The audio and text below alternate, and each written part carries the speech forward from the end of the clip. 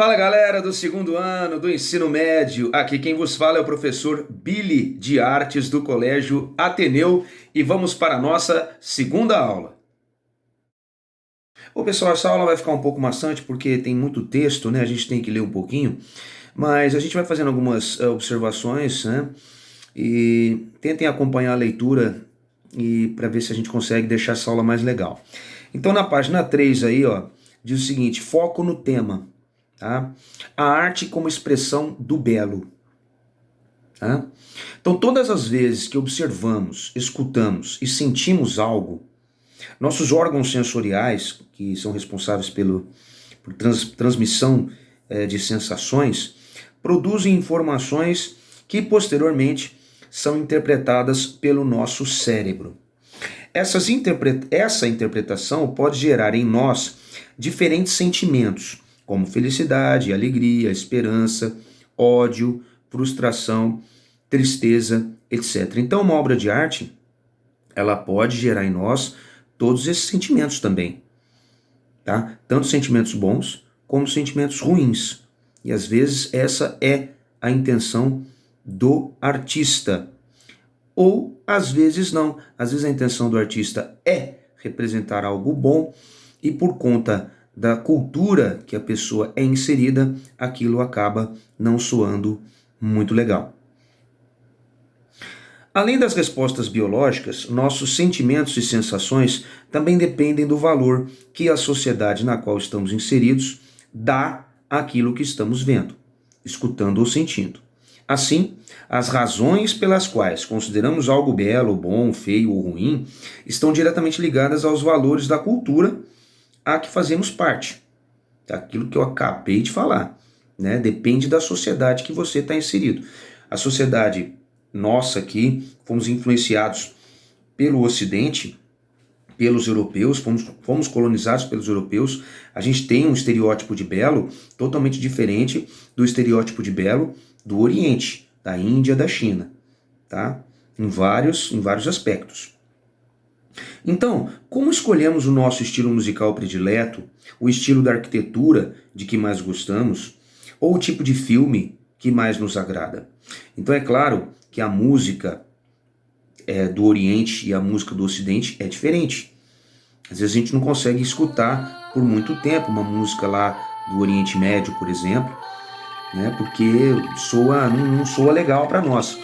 É a mesma coisa eles também não gostam muito dessas músicas que a gente escuta aqui, influenciadas pelos norte-americanos ou pelos europeus, tá?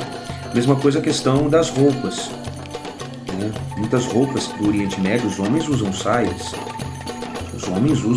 lá. Aqui, se um homem andar de saia na rua, não vai ser caracterizado como um homem, sim como uma mulher, né?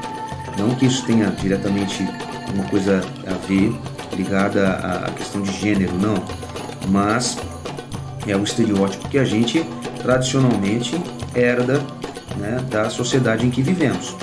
Então, por exemplo, nós temos também a questão da culinária. Muita coisa que se come na China, na Índia, para nós soa como algo bizarro. A mesma coisa na Índia, o que a gente come aqui. Por exemplo, a vaca lá na Índia é um ser sagrado. Então, a vaca, se ela passear pela rua, ela pode atrapalhar o trânsito, ninguém pode buzinar para a vaca sair da rua, tá? Tem que esperar a vaca sentir vontade de sair de onde ela está para o carro poder passar. Aqui não, aqui a gente come vaca, né? A gente come a carne da vaca, então é extraordinário, né? Falar isso para eles lá é algo bizarro. Então tem muito disso da questão da cultura, da sociedade, né, em que vivemos e as influências que a gente traz de geração em geração. Por exemplo, os nossos pais, pode ter certeza que você tem muito dos seus pais, né? A questão até do jeito que você fala, do jeito que você se expressa, da forma com que você faz as suas coisas, seus rituais, ou até mesmo os gostos por comida, os gostos até por estilos musicais, por exemplo. Você pode ter certeza que você tem muito dos seus pais. Bom, então continuando, pessoal, a arte está intimamente ligada a estética. Um artista, ao criar sua obra, cria também beleza. O belo, porém, não é necessariamente o objeto criado, mas o resultado da arte, ou seja, o encontro entre observador e obra. Quando o observador contempla uma obra de arte, ele estabelece uma relação na qual experimenta diferentes estéticas, sentimentos e percepções, e é nesta relação que reside o belo. A experiência do observador será sempre com o belo, pois uma obra de arte propicia o contato com elementos do campo da sensibilidade. Apreciar uma obra de arte tradicional ou mesmo uma composta de elementos inusitados é mergulhar em uma experiência dos sentidos. A experiência é transformadora e é chamada de experiência estética. O termo estética foi cunhado pelo filósofo Alexander Gottlieb Baumgarten, nascido em 1714, morto em 1762. Ele estabeleceu a estética como uma disciplina encarregada de estudar o belo nas manifestações artísticas e os efeitos das sensações provocadas pela arte no ser humano. Atualmente, o termo corresponde ao chamado conhecimento sensível. Então, conhecimento sensível é o termo mais atual que define a experiência estética. A experiência estética é aquilo que o observador sente ao apreciar, ao interpretar uma obra de arte, tá? Que naquela época, da forma tradicional, como realista, transmitia uma determinada sensação. Hoje também, na arte contemporânea, nós temos elementos diferenciados, inusitados, suportes materiais, mistura de linguagens artísticas para produzir uma obra de arte. Mas ela também transmite uma sensação. Lembrando bem que o artista pode querer transmitir uma sensação boa ou ruim, por exemplo, num filme de terror. Tá? O objetivo do artista é transmitir aquele tipo de sensação, arrepios, repulsa, até nojo. Se o observador conseguiu sentir aquilo que o artista gostaria, a obra se torna bela. A obra se torna bela.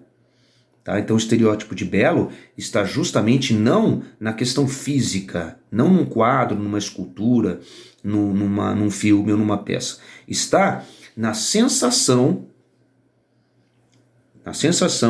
atingida pelo artista no observador. É aí que está o belo. É isso que está dizendo aí, tá? Nesse caso, nesse trechinho aí do texto, mesmo sabendo que aquilo que a gente falou da questão da cultura, da experiência cultural de cada pessoa dentro de uma sociedade. Isso diferencia bastante o objetivo do artista. Será que um artista conseguiu o seu objetivo se as pessoas que têm culturas diferentes não conseguiram entender aquele sentimento que ele gostaria que a pessoa sentisse? Então, deixa essa incógnita aí para você pensar. Continuando, é possível definir a estética como sendo uma disciplina que estuda as emoções geradas nos indivíduos pelos objetos que admiram, percebidas pelos sentidos. Assim, a estética é abordada subjetivamente, pois a apreciação de uma obra de arte acontece pela sensibilidade do observador. Então, é claro que uma obra de arte ela não está concluída se o observador não interpreta da maneira que o artista gostaria. Tá? Se não há esse feedback, se não há essa transposição do que o artista gostaria que o observador sentisse para o observador, a arte está inacabada. Bom, continuando, então a arte também pode ser definida com base no que o artista se propõe a representar. Ele pode ter a intenção de imitar a natureza, de criar de acordo com o que sente, ou mesmo de construir ou desconstruir a natureza. Quer dizer, o artista ele pode representar o que está ali, tá? De uma forma absolutamente real. Ele pode desconstruir o real, tá? Construindo algo novo, baseado no velho, baseado no que já existe, ele pode construir algo novo. Então, quando ele fala assim, naquele termo desconstruir a natureza, quer dizer desconstruir o que já existe, fazendo de repente uma releitura do que já foi feito. Quer dizer, ele está olhando de uma forma diferente o que um olhar anterior já pode ter, um artista pode ter entendido. Um determinado artista pode ter entendido de uma maneira e ele desconstrói essa natureza, quer dizer, ele interpreta de uma outra forma. Ou mesmo quando diz aqui que ele deixa os sentidos dele, né? Ele expressa os seus sentimentos. Então, de repente, uma obra de arte não retrata a realidade nem desconstrói nada. Ele simplesmente, essa obra retrata o que o artista está sentindo naquele momento. Tá? É isso que está dizendo aí. Continuando, na imitação, também conhecida como natureza morta, a arte é dependente da natureza. A inspiração do artista está vinculada à cópia de algum elemento pertencente à própria natureza, que pode ser representado utilizando diversos procedimentos, como a gravura, o desenho e a pintura, entre outros. Então, o que quer dizer? Antigamente, como não tinha fotografia, os artistas retratavam a realidade de forma fiel, tá? E quanto mais fiel, mais valor artístico tinha. Porque realmente era muito difícil. Era, e ainda é, né? Muito difícil você, num desenho, numa pintura, numa escultura, você retratar a realidade, retratar o real, né? Por exemplo, retratar a natureza com perfeição, o corpo humano com perfeição, né? E naquela época muito mais. Então, depois a gente vai observar algumas obras aí que eu vou mostrar para vocês entenderem essa questão. E você retratar uma obra com fidelidade, por exemplo, um vaso com flores, uma tigela com frutas, de repente com alguns animaizinhos ali, uma borboleta, um caracol, uma coisa simples assim, era retratado assim como natureza morta. Mas não é porque não tem vida, é porque não tem movimento. Tá? É um vaso de flor muito bonito ali, mas parado, sem o vento estar caracterizando que aquelas flores ou aquelas folhas estão em movimento, natureza morta. Tá? Ou até de repente até pessoas, seres humanos, você retratar com fidelidade, né? Um artista retratar com fidelidade seres humanos, mas eles não estão correndo, eles não estão fazendo movimentos bruscos, eles estão em repouso, tá? É considerado natureza morta, tá?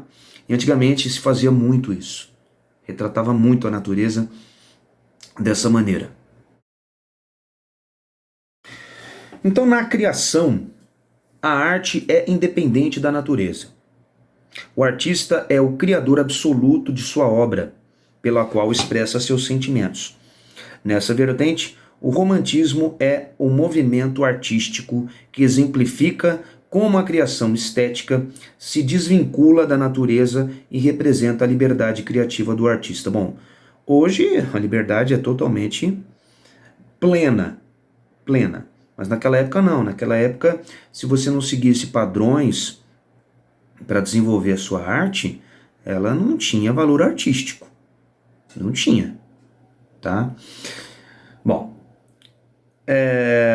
dentro dessa vertente, quando se começou a mudar essa mentalidade acadêmica, né, de seguir determinados padrões, podemos dizer que o romantismo foi um movimento já modernista dos dias de hoje. né, modernistas dos dias de hoje, tá? O romantismo. Bom, o romantismo ele foi um movimento não só artístico, tá? Ele foi um movimento político, ele foi um movimento filosófico que surgiu aí nas últimas décadas do século XVIII, mais ou menos, na Europa, tá? Que durou aí por grande parte do século XIX, que caracterizou-se como uma visão de mundo contrária ao racional, tá? O romantismo ele tinha muito da questão do sonho, da fantasia, né?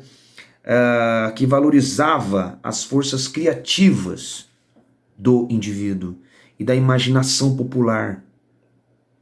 Quer dizer, o romantismo ele opunha-se à arte equilibrada dos clássicos e baseia-se na inspiração fugaz dos momentos fortes da vida subjetiva, vamos dizer assim, na fé, no sonho, na paixão, na intuição, na saudade, nos sentimentos da natureza e na força das lendas nacionais, porque ele buscava, assim, o romantismo um pouco desse nacionalismo que viria a se consolidar aí os estados nacionais, no caso na Europa. Bom, na construção, a arte é condicionada pela natureza. Nesta perspectiva, há uma mistura conceitual entre ser humano e natureza. O ser humano cria obras artísticas unindo elementos da natureza e suas próprias questões e sentimentos. Quer dizer, principalmente no romantismo, né? Ele retratava a natureza, mas ao mesmo tempo ele colocava ali a sua sentimentalidade.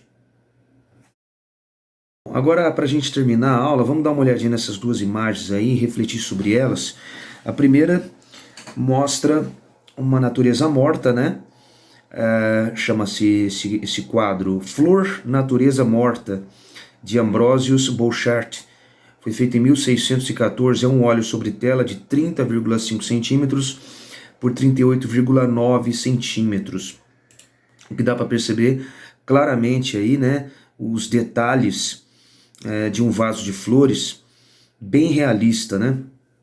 O Ambrosius, ele era chamado de O Velho, apesar dele ter morrido aí, na minha opinião, muito jovem, com 48 anos. Mas ele foi um pintor de naturezas mortas e negociante de artes, holandês, ele era holandês. E ele é reconhecido como um dos primeiros pintores que criaram naturezas mortas florais como um gênero de pintura independente.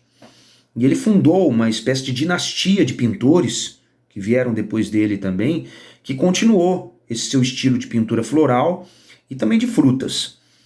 E transformou a cidade que ele viveu por muito tempo, holandesa, de Middelburg, que é uma cidade aí do município sudoeste ali da Holanda, que hoje tem 48 mil habitantes, mais ou menos, no principal centro de pintura de flores na República Holandesa. Então ele tinha esse estilo aí realista, também com muitos detalhes, né? Um exagero de detalhes, puxando bastante aí para o barroco, né? Que tem esse estilo, né? De pintura, apesar que o barroco não foi só um estilo de pintura, foi de arquitetura também, de música, de dança, de escultura, que floresceu ali na Europa nessa época, e foi até aí 1740 mais ou menos, principalmente nos territórios ali dos impérios espanhóis e portugueses, né? E na península, incluindo a Península Ibérica aí.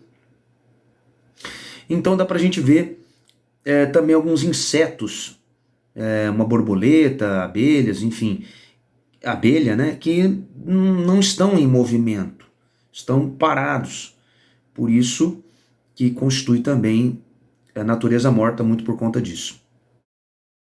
Bom, para terminar, pessoal, vamos dar uma olhadinha nessa outra obra aí, né? Bastante realista. Chama-se Moças Descansando às Margens do Sena.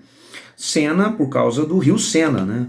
O rio Sena, que é um rio do norte da França aí, que banha a capital da França, Paris, e é um rio que deságua aí no Oceano Atlântico. Tem uma extensão aí de 700 2.276 quilômetros, né? Foi feito por Gustav Colbert. Em 1857, é um óleo sobre tela de 174 centímetros por 206 centímetros. 1,74 m por 2,06 m. É um quadro até relativamente grande. Só para a gente se situar, o Gustave Colbert, ele foi um pintor francês, pioneiro do estilo realista francês. Foi, acima de tudo, um pintor da vida camponesa, como vocês podem ver nesse quadro, né, da sua região. E ergueu a bandeira do realismo contra a pintura literária ou de imaginação. Podemos dizer até de romantismo, como o quadro anterior que a gente viu, tá? Ele realmente liderou esse movimento realista e comprometia-se a pintar apenas o que ele via.